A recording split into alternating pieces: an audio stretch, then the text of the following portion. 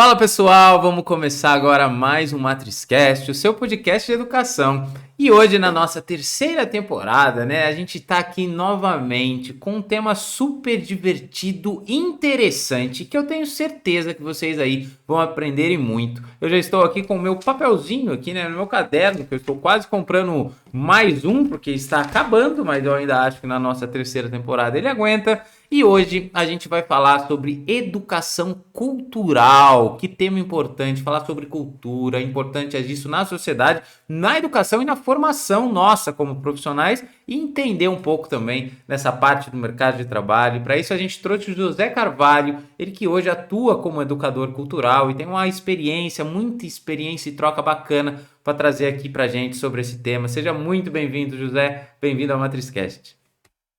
Muito obrigado, fico muito feliz pelo convite e quero somar com vocês.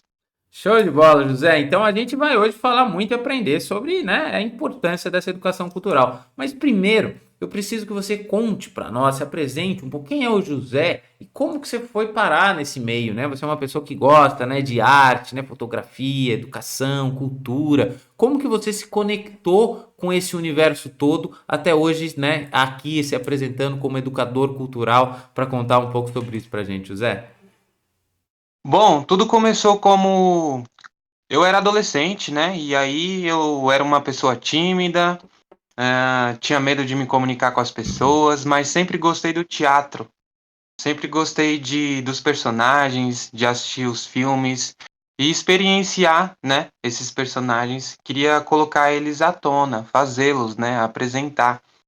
E aí, através dessa vontade, eu conheci um curso, uma professora que dava aulas de comédia dell'arte, que é o teatro com máscaras, que foi Uhum. desenvolvido na Europa há muito tempo. E a partir daí eu comecei a gostar, né? Porque eu não mostrava meu rosto, eu usava máscara e desenvolvia com o meu corpo. Isso foi Bacana. importante assim para quebrar essa barreira que eu tinha, essa vergonha, esse medo. E a partir daí eu continuei. Procurei outros cursos de teatro, fui gostando da área teatral e procurei cursos de fotografia, procurei cursos de dança, de canto, de coral. E a partir desse momento eu fui seguindo. Hoje eu sou ator, contador de histórias e também dou aulas de teatro. Eu sou formado em arte e educação com a ênfase no teatro, né? Então eu consigo mesclar. Ao mesmo tempo eu sou educador cultural e ao mesmo tempo eu dou aulas de teatro. As minhas folgas como educador cultural, eu consigo dar aulas de teatro. Muito bacana, né? Olha que e você tratou, como que chama aí que você falou da questão de ator com máscara? Isso, a comédia dell'arte. A comédia Hum, dell'arte é uma metodologia que foi desenvolvida na Europa há muito tempo, antes dos reis, né, que a gente estuda por aí, como eu posso dizer, ahn, dos reinados, né? sim, sim, Lembra do Bobo da Corte, sim. dos palhaços que animavam os reis? Então, a Aham. comédia dell'arte veio muito antes, né, nessa antiguidade toda, e aí foi se desenvolvendo nesse período e até hoje a gente estuda. É uma metodologia para quebrar o gelo, né? Para o ator que ele está iniciando e ele é tímido, então a comédia dell'arte, o teatro com máscaras, ele ajuda bastante para a pessoa desenvolver a expressão corporal. Ah, muito bacana. E é engraçado, né? Você vê que, como realmente essa técnica é importante, funciona, com certeza. E eu vejo muito trazendo para o contexto atual, né? Eu já fiz cursos também, às vezes, sobre marketing digital, faz um tempo que eu fiz. E aí tinha uma das professoras que falava assim: bom, você tem às vezes vergonha de fazer stories. Inclusive, a gente teve um episódio aqui mesmo que um convidado, agora não estou me lembrando quem falou isso. Você tem várias formas de criar conteúdo. Você não precisa realmente aparecer, né? Você pode criar conteúdo com a voz apenas, você pode narrar, você pode fazer texto, você pode fazer filtros que você não aparece, né? E é muito sobre essa questão de quebrar esse gelo da pessoa, porque às vezes tem gente que não gosta de se aparecer no começo, mas quer se expressar, quer se comunicar. Existem várias formas de fazer isso, até que talvez em algum momento a pessoa queira aparecer, ache pertinente aparecer ou quebre esse gelo. Agora, você falou uma coisa muito bacana, José, que agora eu quero entrar nesse ponto, porque quando a gente acabou de começar aqui falando Você falou, pô, né, a comédia dell'arte, começou a falar da história, né, da questão das máscaras, das cortes, e tudo isso remete a um aprendizado que não é, por exemplo, da minha área de exatas, né, de matemática, não está relacionado a isso, está relacionado com cultura, né, como eram as coisas antes, né, a importância de, né, você falou um pouco de reis, como existem outras culturas e diversas outras formas. Como que você vê a importância, né, dessa cultura nesse processo de educação, né? Já indo para esse ponto, né? Qual que é a importância que a gente tem que ter dentro de uma educação, dentro de uma formação, né, de pessoas, esse processo de você aprender com a cultura, com diferentes culturas, o que elas trazem, né, como elas são diferentes umas das outras. Eu acredito muito que a gente colocar essa ênfase da cultura na educação é muito importante para a gente ter empatia com o outro, para a gente aprender a socializar, a se integrar em sociedade. Então, você estudar, por exemplo, os povos indígenas, os povos originários, é muito importante você saber que eles vieram muito antes dos portugueses, que invadiram o Brasil e depois disseram que descobriram o país, né? Então, a gente perceber que já tinham os povos indígenas aqui. Então, estudar também a cultura afro, a gente saber do cabelo, da apropriação, se isso é legal ou não, do turbante ou não. Então, hoje em dia tem muito conflito, né, entre as culturas, né? Se uma pessoa branca, ela pode ou não fazer trança. Então, por que a gente estudar isso, né? A gente precisa saber do respeito, do lugar de fala. Então, se uma pessoa negra acha que não pode usar um turbante, uma pessoa branca, a gente pensar em como, né, esse turbante veio, de onde ele veio, e também ter uma resposta, né, saber defender do porquê ou não pode usar. Então, eu como arte educador, como professor de contação de histórias, eu tenho experienciado isso muito com os meus alunos, dos conflitos. Se uma pessoa branca conta uma história indígena, por que que ela vai contar essa história? Houve alguns questionamentos, algumas perguntas, né, dos outros alunos. Por que essa pessoa branca está contando? Mas isso não é uma apropriação. Ela estudou essa história, ela estudou essa cultura e contou de uma forma de divulgar os trabalhos dos povos indígenas, né? E aí ter esse entendimento, essa empatia, esse lugar de fala. Então, eu acredito muito que estudar as culturas, ela vai promover essa empatia, essa socialização, onde as pessoas possam ter diálogos, né, entre elas. Ter o respeito mútuo, né? Sim, muito bom. E é exatamente, né, você trazendo esse ponto de empatia e falando sobre educação, né? E é óbvio que você precisa estudar para realmente entender e respeitar, né? Eu falei isso em episódios atrás aqui, e muitas pessoas falam a mesma coisa sobre diferentes pontos de vista e diferentes problemas. Mas a gente sempre a mesma conclusão. Para que se haja mais respeito, para que se haja mais empatia, para que se haja, né, menos conflitos, a gente precisa entender primeiro, a gente precisa estudar primeiro, né? Seja sobre grupos minoritários, seja sobre culturas diferentes, seja sobre diferenças raciais, qualquer outra coisa, né? Essa educação, essa informação nos traz também respeito, né? Porque as pessoas geralmente quando não têm respeito é porque não conhecem, né? Ou não entendem das diferenças. Agora, você ainda já falando nesse ponto, você acredita, José, que independente do papel do educador, né, da educação cultural, da presença dessa importância da educação cultural dentro da formação de uma criança, de um adolescente. Você acredita que ainda exista muito preconceito dentro de casa e dentro da nossa sociedade como um todo? E se isso afeta ou não, né, dentro da educação dessas crianças, né, das crianças às vezes já chegar com questões pré-estabelecidas, né, com coisas que vê dentro de casa. Você acha que isso tem uma influência dentro da educação cultural, José? Acredito sim, infelizmente ainda, né, na atualidade em que vivemos, há esse preconceito contra as diversidades e tudo mais, Uhum. né? A própria família, né, ela traz esse preconceito. Por exemplo, se o menino ele tem uma voz mais aguda, o pai pede para ele falar mais grave, mais falar mais assim com mais força, mais intensidade. E Uhum. se o menino gosta de brincar de boneca, por exemplo, se ele brinca com uma prima, com a irmã, o pai ou a mãe já acha que, nossa, não pode. Ou o cabelo da menina, ele é um cabelo cacheado. A mãe fala que o cabelo tem que ser alisado. Infelizmente, eu ainda vejo isso com os meus alunos. Eu já ouvi a menina falar assim: ai, minha mãe falou que eu tenho que alisar o meu cabelo. Ou, por exemplo, um menino usa uma roupa rosa mais colorida, o pai já não gosta. Então, quando eu falo de fazer personagens que têm algumas cores diferentes, que traz alguma característica diferente, tem essa hesitação por parte dos alunos de não querer fazer porque a mãe ou o pai disse que não podia. E até a questão da religião, né? A religião também impõe algumas coisas. Eu não vou trazer uma crítica contra a religião, mas o teatro ele é mal visto também por conta disso. As pessoas que fazem teatro, na igreja, na antiguidade, isso era considerado coisa do demônio, né? Então, hoje em dia, eu ainda vejo isso, mas eu tento conversar, como a gente falou do respeito, da empatia, de como a gente pode quebrar essas barreiras, né? Ah, você não pode usar rosa, mas por quê?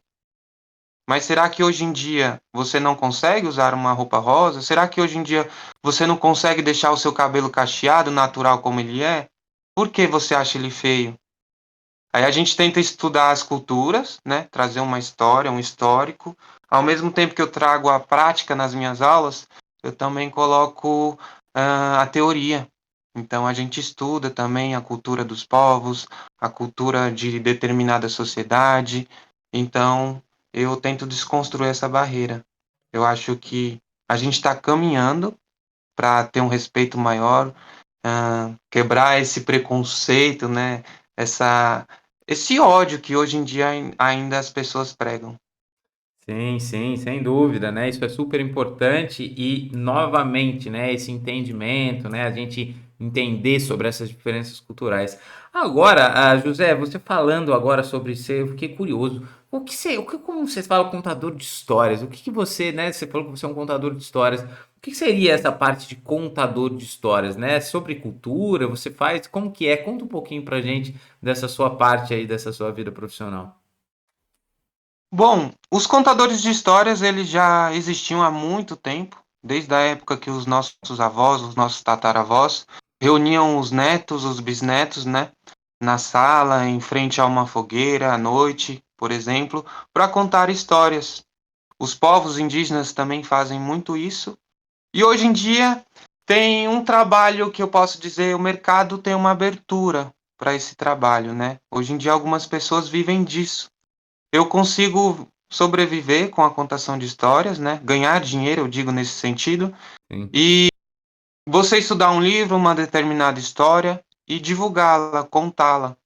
Então, esse trabalho ele é muito efetivo nas escolas, nas bibliotecas, onde a gente estuda um livro, pega um livro, a própria gestora cultural, ela pede para você apresentar uma determinada história, e aí a gente faz como se fosse um espetáculo. É um espetáculo, na verdade. A gente apresenta em forma narrativa, não precisa de personagens, né? Tá Uhum. caracterizado com um personagem. Não necessariamente você precisa de uma coxia, de uma cortina. Você apresenta num espaço amplo e conta a história. O que trabalha mais o contador de história é a voz, a narrativa, a oralidade. Muito bom, narrativa. Eu não sabia disso, né? Eu fiquei curioso mesmo. Você estava me falando, eu falei, não, deixa eu perguntar para eu até entender, porque é um universo assim, né? A gente não tem como saber tudo, né? Mas a gente tenta sempre entender e conhecer, mas é uma eterna busca por conhecimento, né? Eu tô aqui no papel de entrevistador, mas também de um cara que tá aprendendo o tempo todo, né? Por isso que eu tenho, a sua página aqui já tá cheia, né? E eu tô aqui aprendendo e entendendo um pouco sobre esse mundo, que é muito diferente para mim, né? Eu tomei um caminho diferente dessa área de educação, né? E cultural, né? De entender essas coisas. Eu não sou, confesso, eu busco ler, busco entender, mas com certeza preciso entender muito mais. Eu não conheço tão bem só, né, sobre as questões indígenas, nunca estudei muito a fundo as questões culturais, isso é super importante, mas eu respeito, né? Eu tenho a noção do respeito e sempre busco aprender. Eu já tive um episódio aqui, né? Você falou sobre o branco, falando da história de um negro ou de um branco contando uma história de uma outra cultura que seja, né? E o primeiro ponto que aqui uma vez eu aprendi, que foi com a Kátia Normandia, que ela me contou uma história, eu falei o meu ponto de vista, né, sobre ser uma pessoa, pô, você tem que querer, você tem que tentar, né, eu sou uma pessoa muito assim, até pelo esporte, né? Eu sou uma pessoa muito disciplinada, uma pessoa muito esforçada. Ela falou, meu, mas às vezes, né? Não é que às vezes, mas para nós, negros, muitas vezes periféricos, só isso não basta, né? É muito difícil e a gente cansa às vezes de fazer. Então, o que que eu peguei como isso tudo? Que é uma perspectiva que eu nunca vivi. Então, é difícil para mim julgar. Então, eu não posso julgar, né? Eu preciso respeitar e entender os pontos e questionamentos das outras culturas, dos outros grupos, sejam eles minoritários ou não. Então, esse respeito ele deve sempre existir, né? E quando a gente tem pelo menos um pouco mais de informação e educação, isso tende a acontecer. Agora, José, nunca entrevistei um ator aqui. Nunca. Essa é a primeira vez. Então, assim, como que é uma rotina de alguém que quer ser ator, né? Alguém que gosta, né? Seja você que era tímido, começou com a questão das máscaras, mas sempre gostou, talvez, do que eu entendo de você, da atuação, da questão do personagem. Isso sempre é algo dentro de você. Conta um pouco pra nós como que foi o seu caminho, né? Tentando ser um ator, tentando entrar para esse mundo de mercado de trabalho. Ele é difícil, não é? Como que funciona isso um pouco? Traz um pouco pra gente, José. Sim, é um trabalho bem difícil, confesso. Não vou falar que é fácil. Muitas das vezes você que quer ser ator, artista, você vai ter que abrir mão dos feriados, dos finais de semana com a família, do almoço em família, ou até para sair com alguém, com um amigo, amiga, namorado, namorada, enfim. É um trabalho que vai exigir muito, né, o seu esforço, e é um mercado que eu posso dizer que ele é um pouco escasso, tem poucas oportunidades para você trabalhar efetivo, CLT, né? Então, muitas das vezes você vai ter um trabalho temporário, um trabalho freelancer, mas que não é impossível, né? É um trabalho que você precisa se colocar, fazer contatos, comunicar com pessoas, né? Fazer amizades e ter uma boa indicação. Hoje em dia, eu confesso que é um trabalho que eu consigo sobreviver, né? Eu consigo algumas oportunidades, porém eu preciso ter pé no chão, eu preciso ter uma outra opção também, né? Ao mesmo tempo que eu sou ator e professor de teatro, eu sou educador cultural. Eu estou me formando também como bibliotecário. Então eu faço essa junção de bibliotecas e também com artes cênicas, que eu acho que dá super certo, livros com teatro, Sim. né? E é um trabalho que é possível sim. Você tem diversas áreas. Além de atuar, você pode dar aulas, né? Você pode trabalhar com televisão, com podcast, com curtas metragens, pode ser um youtuber, quem sabe. Sim. E é um trabalho que aos poucos está tendo algumas oportunidades, né? Confesso que não tem muitas, mas está abrindo as portas sim. Muito bom, bacana, né? E eu imagino, né, essas dificuldades, e acho que assim, José, quase todas as carreiras, ou muitas delas, assim, dependendo de onde você quer chegar, existem momentos assim. Eu acredito em momentos assim, né? Em fases assim que eu digo abdicar de algumas coisas, de você ter que se doar mais para crescer em determinados pontos, mas ainda acredito em momentos, né? E não acho que isso deva ser algo que deva se perpetuar para sempre, mas eu acho que sempre há momentos de desequilíbrio dentro de uma carreira, seja ela qual for, né? No momento às vezes que você está. Agora, José, quando você traz para nós, você falou duas coisas para mim. Você falou da parte que você até anotei aqui, ó. Eu procurou muitos cursos, né? Começou a aprender diversas coisas ali no começo da sua carreira. E também você fala sobre livros, né? A importância da leitura, isso aí é uma coisa muito importante, né? Você falou agora de cênicas, com a parte de biblioteca.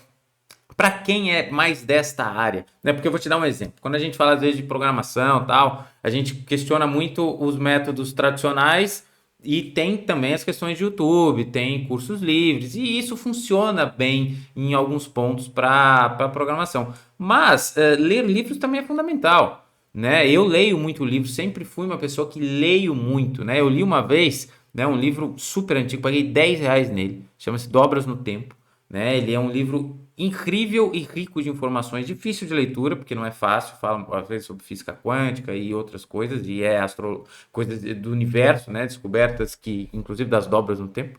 Mas ele traz muito sobre análise de dados, por exemplo. Sou um cara que trabalha com análise de dados a minha vida toda, e ele me traz ensinamentos que eu levo de verdade para mim hoje. Porque o que acontece? O cara fez uma super descoberta, que foram essas dobras no tempo, e depois que ele descobriu, Ele falou, não, peraí, o cara aqui do lado queria que ele publicasse, né, na revista e saísse para tentar ganhar um Nobel, etc. Ele falou, peraí, ele ficou 6 meses tentando provar que ele estava errado. Então, isso é muito comum quando a gente tem uma análise de dados, a gente olha alguma coisa, a gente tem o viés da confirmação, que hoje em dia tudo tem nome, né? E um deles é o viés da confirmação. Então, você tende a, putz, mas é aquilo porque eu já esperava um resultado como esse, é isso aí, tá certo, e você toma aquilo como certo. Só que a quantidade de variáveis que tem dentro de análise é infinita, né? E muitas vezes a gente nem conhece todas elas. Então, ter certeza em muitas pontas é difícil, né? Principalmente o automobilismo que eu trabalho. Então, ler livros também é uma baita fonte de conhecimento e enriquece a minha experiência. Como que você vê este ponto dentro da parte cultural, né? Você vê o livro como uma grande fonte, né? E as pessoas devem sempre ler, sempre buscar esse conhecimento em livros. Como você vê também a chegada desses novos formatos de transmissão de conhecimento? Ou seja, como é que você vê hoje os YouTubes, né, os canais que tem de informação, que talvez tragam informações de uma outra forma, né, talvez com um documentário só de voz, algum podcast, né, talvez canais ou séries. Como é que você enxerga e vê essa busca por conhecimento na nossa atualidade, com livros, com cursos, com canais, etc. Eu acho que a leitura, acho não, eu acredito que a leitura ela sempre vai estar, né, presente na nossa vida, na vida das pessoas. E tudo que a gente for fazer, a gente precisa da leitura.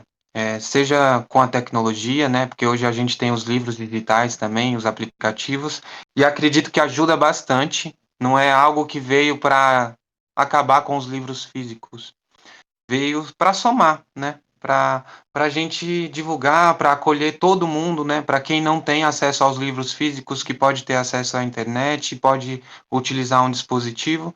Então, acredito muito que a leitura ela vai contribuir bastante para o trabalho, não só artístico, mas nos diversos, né? Ah, hoje em dia, como ator, como arte educador, como educador cultural, eu preciso ler bastante, né? É algo que exige bastante a leitura, como a gente falou da empatia, da socialização, da integração. Acredito muito que você entender, conhecer essas culturas, essas diversidades, vai fazer com que você se torne uma pessoa melhor, com que você tenha um trabalho mais eficaz, sabe? Para você entender o que o outro fala, o lugar de fala do outro, para você poder também divulgar o seu próprio trabalho, as suas verdades, os seus conhecimentos. Então, a leitura, acredito sim, acho muito, muito importante você estar lendo constantemente. E essas ferramentas, essas redes sociais, elas também ajudam bastante. Ser uma pessoa que trabalha com vídeo, com imagens, youtuber, TikToker, acredito muito também que exige uma leitura, né? Exige uma leitura constante, exige que você fale sobre determinado assunto, e aí através desse assunto você vai precisar pesquisar, você vai precisar conhecer. A pessoa que trabalha, vamos dizer assim, um pouco mais restrita, com TI, tecnologia da informação, não está na linha de frente com pessoas, né? Vamos dizer assim. Ela vai ter que ler, Sim, porque sim. ela vai ter que estudar todo o trabalho dela, ela vai ter que entender determinado assunto. Então, sim, eu acho muito importante a leitura na vida da pessoa, seja no celular, seja no computador, seja com livros físicos. Show Eu de acho muito. bola. É super importante. Sabia que eu sou uma pessoa que eu perdi um pouco desse hábito. Eu tinha um hábito muito mais forte de leitura, eu perdi. E acho que a vida é assim. Às vezes a gente dá umas desviadas, depois a gente tem que voltar. Mas eu gosto também muito da questão de. Eu já tive épocas, por exemplo, de escutar muito podcast, né? Pô, eu quero, sei lá, aprender sobre determinado assunto. Escutar, finanças, por exemplo. Tem uma época que eu tava, puta, queria aprender, queria começar a escutar podcast, várias coisas, buscava informações, porque às vezes o podcast é mais fácil, né? Porque você coloca um fone, né, e sei lá, lavando a louça, arrumando a casa, fazendo qualquer coisa, fazendo uma viagem, você consegue escutar. Mas a leitura ela é sempre muito boa. E uma coisa que eu descobri, deu muito certo pra mim, é que às vezes você não precisa de dedicar 1 hora e meia por dia, 1 hora por dia. para ler? Porque muita gente não tem essa 1 hora para ler, dependendo da fase da vida que está. Eu lia 10 minutos por dia. 15 minutos por dia. Final de semana dava para ler 20? Beleza, final de semana às vezes dava. E nesse pouquinho a pouquinho, eu li vários livros no ano. Vários, né? Livros pequenos. Obviamente, depende da quantidade de páginas e da dificuldade da leitura, né? Então, tem livros que são mais difíceis de ler, eles demoram mais, mas tem livro que 10 minutos você consegue ali ler algumas páginas e já avançar. E tá tudo bem. Então, ter este hábito realmente é importante. E falo, além desse hábito, você ter a leveza do hábito. Porque muita gente eu vejo que não tem consistência com esses hábitos, inclusive com a leitura, porque tem esta impressão que você tem que se doar muito para conseguir fazer isso. E vou pegar um outro exemplo totalmente fora de cultura. Alongamento. Eu sou uma pessoa péssima de alongamento. E sabe qual sempre foi a minha desculpa? Não dá tempo de alongar. Mas, cara, tem programa que você alonga 8 minutos por dia. Pô, 8 minutos por dia você vem falar pra mim que você não tem? Cara, eu não vou julgar tudo, porque não vou falar o sempre todo mundo é muita coisa. Mas olha, é muito difícil você me falar que você não tem 8 minutos por dia para você se alongar e melhorar a sua qualidade de vida. Alguma coisa tem que estar errada, né? Você não está sabendo administrar seu tempo. Então, assim, é muito bacana você trazer essa importância e eu estou falando tudo isso para encorajar as pessoas em fazer, né? Para encorajar as pessoas a buscarem isso, porque eu acho que independentemente da área, como você mesmo disse, se é em TI, se é em mais cultural, né, em atuar mais com pessoas, é super importante. Agora, indo um pouco na sua parte de professor de teatro. Professor de teatro, nunca falei com professor de teatro aqui no Matrizcast. O que você busca é, tirar dos seus alunos, né? Extrair dos seus alunos e desenvolver neles, né? Eu, como professor de tecnologia, que também sou, eu busco extrair, dando o meu exemplo, muito mais habilidades analíticas do que puramente habilidades de programação. Porque eu acho que as habilidades de programação eles vão ter, e hoje a educação é quase que algo disponível para todo mundo, está no celular, né, que muitas pessoas buscam outras coisas no celular, mas a educação, todo conteúdo está aqui, né? E eu, como professor, eu me vejo muito mais na forma de debater, de instigar as pessoas aos caminhos nos quais elas devem aprender. E as habilidades analíticas hoje, para mim, elas são muito importantes. O que fazer com aquela informação? Né? Então, como isso é para você no teatro? O que você busca desenvolver e habilidades que você considera importante desenvolver nos seus alunos para que eles fiquem cada vez mais preparados para o mercado, para toda essa parte de educação cultural dentro do teatro, José? Bom, eu busco muito que os meus alunos eles desenvolvam a socialização primeiramente, que eles se comuniquem entre si. Então, quando eu vejo um aluno tímido, eu lembro de mim, né, na adolescência, na minha infância, e eu quero despertar essa socialização com ele, com ela, entre esse grupo de alunos, essa turma toda. Então, primeiramente a socialização, né? Depois o ritmo, despertar também a voz, o corpo, né? Como essa pessoa vai se comunicar através do corpo dela, né? Porque o corpo também fala. Como ela vai trazer essas nuances de voz, essa ênfase na voz para falar, né? Ser uma pessoa que pode ter diversos conhecimentos ali através do teatro e ela se desenvolver em sociedade, né? Ela se comunicar. Porque tudo que a gente for fazer, a gente precisa se comunicar. Então é isso que eu busco com as minhas aulas de teatro, né? É, que ela saiba falar em público, que ela tenha habilidades para se comunicar numa entrevista, né, futuramente, de emprego, ou numa entrevista, vamos dizer assim, numa prova, uma prova oral que a professora pede, ou ela ser até uma pessoa que tenha o espírito de liderança, né? O teatro ele ajuda bastante também nisso, né? Como você enfrentar conflitos, né? Você desenvolver essa habilidade de, numa hora assim, numa situação qualquer, acontece um problema e como você resolve. Então o teatro ele ajuda bastante. Você conhecer o espaço onde você está, você conhecer as pessoas e como você trabalhar essa empatia entre essas pessoas, né? A gente está falando muito de empatia, o teatro ajuda bastante nisso, né? Que você realize as possibilidades aí, né, da vida com empatia, com respeito.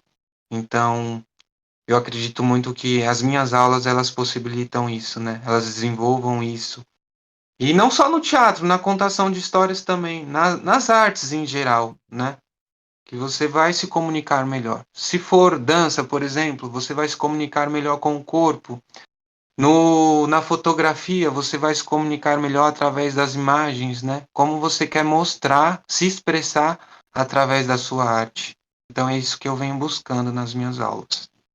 Sem dúvida, show de bola, né? Essa expressão aí, você tem toda razão, né? A comunicação tem o movimento, tem a expressão, tem a tom de voz, tem o corpo, como você está dizendo, né? A dança é uma forma de você se expressar, e nesse aspecto eu acho que eu sou mudo, porque eu não consigo falar nada, porque eu não sei dançar em nada, e sou totalmente difícil, acho que eu nunca vou saber, né? Mas enfim, tudo isso é muito bacana você trazer e essas formas de se expressar e tenho certeza que é um universo muito interessante e que muitas pessoas gostam, né? E eu espero que elas estejam aproveitando. A gente já está chegando no final. A gente já ia para as considerações final, José, mas eu fiquei com uma dúvida que eu preciso aproveitar que alguém que trabalha com isso para tirar essa dúvida. Quando você fala, né, a gente sempre tem aqueles, você falou sobre teatro, né? Falou agora sobre ser ator, roteiros, José.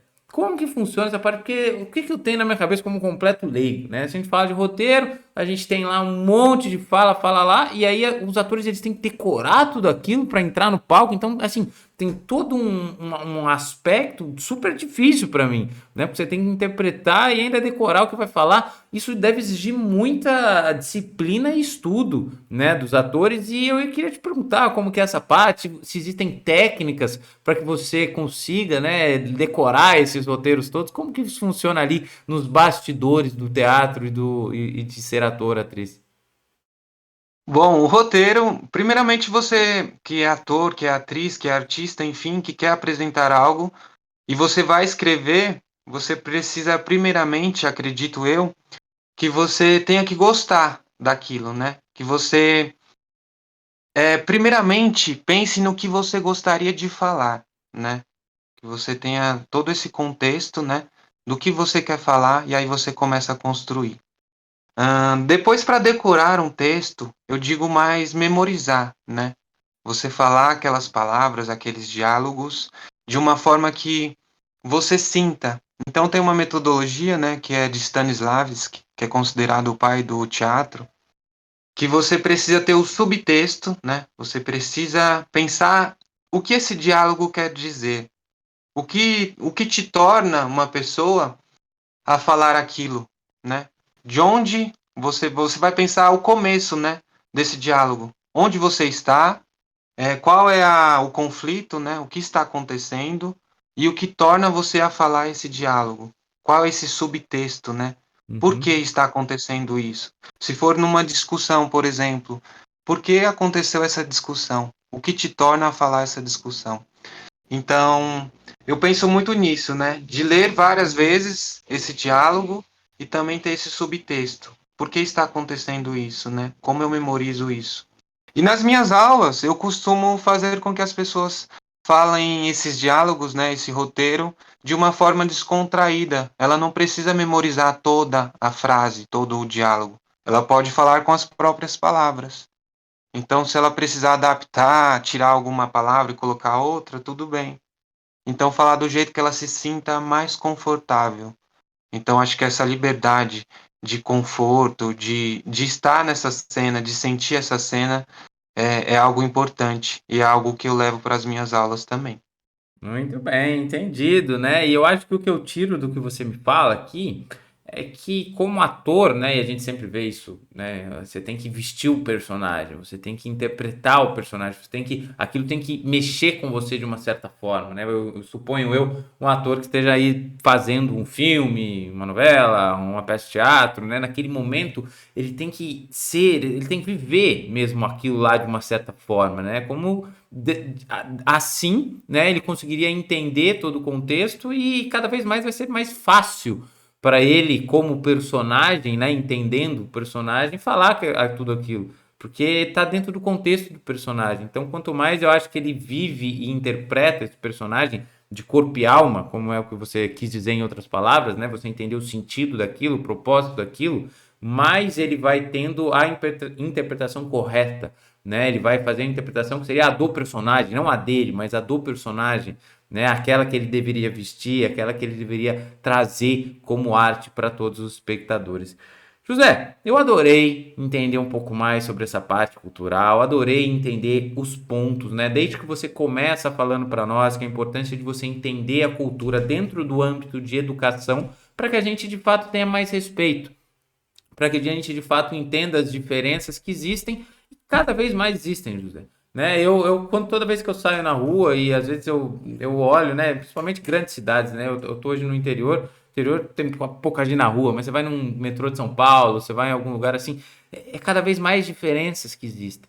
Né? E se a gente não se adaptar às mais e mais e mais diferenças, a gente não sei aonde a gente vai chegar, mas a gente precisa minimamente de ter um respeito, né? E todas essas diferenças, elas vêm de uma cultura diferente, né? De formas de conversar diferente, de viver diferente, a gente precisa entender, né? E principalmente respeitar, porque eu acho que esse é o ponto fundamental. E depois, quando você traz as possibilidades do teatro, né? Eu nunca tinha ouvido falar sobre o contador de histórias, mas entendi perfeitamente, né? A parte de arte, teatro, ser um ator, né? De ser um educador cultural, isso para todas as pessoas que também gostam, né? Desses pontos, dessa área de mercado de trabalho, muito bacana você trazer para a gente. Então, José, muito obrigado. E eu queria, antes da gente se despedir, te deixar um espaço para você dar o seu recado final aí para os nossos ouvintes. E também, se você quiser, onde a gente te encontra nas redes sociais, se tiver algum link para divulgar, vou deixar tudo aqui na descrição do canal. Então, fica aí o seu recado e palavras finais, José. Muito obrigado, eu agradeço o convite. E para quem quiser saber mais sobre o meu trabalho, eu sou o José Carvalho. Alguns me chamam também de Zeca. Eu tenho as páginas nas redes sociais, que é Joseca, J-O-H Zeca, ou Cia Viajantes da Imaginação. E quero dizer para vocês que estão nos assistindo e ouvindo que se você quer ser ator, atriz, artista no geral, siga em frente. Tem muitas barreiras, tem, confesso, mas que não é impossível, né? É possível sim você ser um artista, ser reconhecido, divulgar o seu trabalho e aos poucos você vai construindo. Se você não tem tempo, muito tempo de estudar um livro ou de ler uma obra, aos pouquinhos você vai conseguir, né? Dedica um tempinho para ler uma determinada obra, dedica um tempinho para você memorizar um texto e assim você vai conseguindo. As coisas são construídas aos poucos, né? Acredito eu. E sucesso, como diz todos os artistas, evoé, né? Seja livre, voe e siga o seu caminho, que você siga seus sonhos, que você vai conseguir realizá-lo. É isso aí, aos poucos, um passo de cada vez e curtindo o processo independente do caminho que você vá, porque o fim, quando ele nunca chega, né? Nunca tem o fim, é sempre o começo de um outro passo. Então, se você sempre ir pelos fins, vai ser muito pouco, né? Esse momento de conquista, esse momento feliz, e a vida tem que ser muito mais do que só um pequeno momento, uma pequena conquista. Então, José, muitíssimo obrigado pelo episódio, muitíssimo obrigado pela troca, todo o sucesso do mundo para você, Matrizcast sempre de portas abertas. Muito obrigado a todos que ficaram até aqui com a gente. Não se esqueça de seguir aqui nas redes sociais, né? E aí na plataforma de podcast que você está nos ouvindo ou assistindo. É muito importante para que a gente cresça aí como podcast de educação e entre aí no ranking dos melhores podcasts de educação do Brasil, quem sabe ainda em 2023. Então, muitíssimo obrigado a todos. Semana que vem tem mais um Matrizcast para vocês. Obrigado, José. Muito obrigado. Valeu.